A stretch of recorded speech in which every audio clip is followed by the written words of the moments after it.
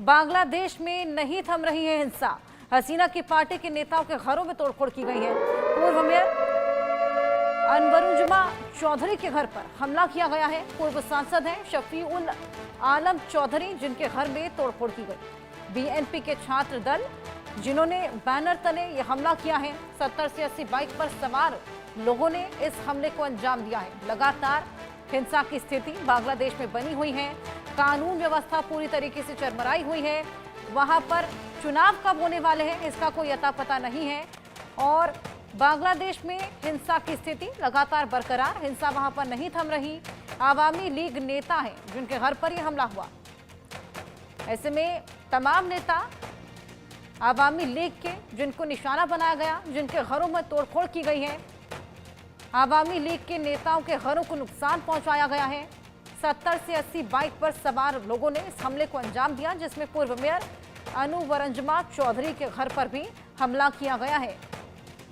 रहने का आपका मैं रुख वापस से करूंगी। यहां पर लगातार आवामी लीग के नेताओं को निशाना बनाया जा रहा है।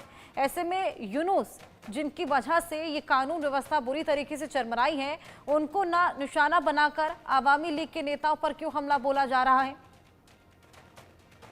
देखिए 2024 साल में जब सत्ता पलट हुआ था ये बांग्लादेश में, उसके बाद से दिखा गया था कि आवामी लीग का जो सपोर्टर्स थे, आवामी लीग का जो लीडर्स थे, उनको चुन चुन कर टारगेट किया जा रहा था। और अभी भी वो जो सिलसिला वो जारी है बांग्लादेश में। और इसका नतीजा पर ही दिखाई दे रहा है कि बांग्लादेश में जो पूर्व मेयर थे, उनके घर के ऊपर हमले का घटना घटा है। बांग्लादेश का जो आवामी लीग का जो एमपी थे सैफुल आलम चौधरी, उनके घर के ऊपर भी हमले का घटना घटाया गया है। इसके पहले भी उनको थ्रेट दिया गया था। इसके पहले भी उनको बहुत सारे बार थ्रेट दिया गया था कि वो अगर बांग्लादेश में आए तो उसके ऊपर हमले का घटना घटाया जा सकता है, उनका जान खतरे में हो सकता है, ऐसा थ्रेट भी उनको मिला था। और उसके बाद हमले का घटना भी अभी परिवार के ऊपर भी हो रहा है। तो इसमें एक बात तो साफ हो चुका है कि आवामी लीग को मिटाने का कोशिश जो है वो बांग्लादेश में लगातार जारी है। वो बीएनपी की तरफ से हो या तो दूसरे कोई पॉलिटिकल पार्टी की तरफ से भी आवामी लीग को टारगेट किया जा रहा है। क्योंकि बांग्लादेश में चुनाव कब होगा ये सबसे बड़ा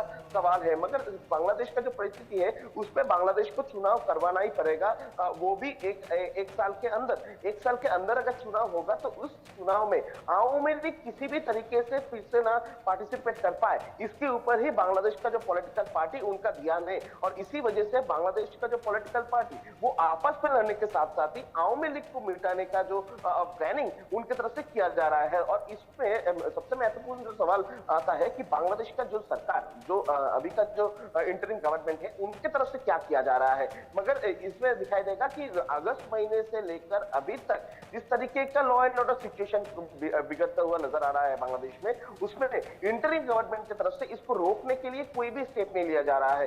बांग्लादेश के इंटरिम गवर्नमेंट पूरा चुप बैठे हैं। बांग्लादेश के इंटरिम गवर्नमेंट की तरफ से बांग्लादेश का इंटरनल जो लॉ एंड ऑर्डर सिचुएशन उनको संभालने पर वो लोग नाकाम रहे हैं। और इसके मेन कारण अगर देखा जाए तो मोहम्मद यूनुस को जो लोग सत्ते में ले आए थे, मोहम्मद यूनुस उनके खिलाफ में कोई कार्रवाई नहीं करना चाह रहे हैं। यही कारण सामने आएगा क्योंकि मोहम्मद यूनुस की तरफ से मोहम्मद यूनुस का अगर कार्यक्रम दिखा जाए तो उसमें साफ दिखाई देगा कि मोहम्मद यूनुस कट्टरपंथियों को समर्थन कर रहे हैं। क्योंकि मोहम्मद यूनुस के रहते हुए कट्टरपंथी एकदम मोहम्मद यूनुस के सामने बांग्लादेश का जो लॉ एंड ऑर्डर उनको लेकर खिलवाड़ कर रहे हैं। और जिसका नतीजा पर बांग्लादेश बिल्कुल रहने कट्टरपंथियों को लगातार यहाँ पर बल मिल रहा है। ऐसे में आम जनता यहाँ पर लगातार पिसती चली जा रही है। हालात बद से बदतर हो रहे हैं। अब देखना होगा चुनाव आखिर वहां पर कब तक होते हैं। बहुत शुक्रिया तमाम जानकारियां हमारे साथ साझा करने के लिए।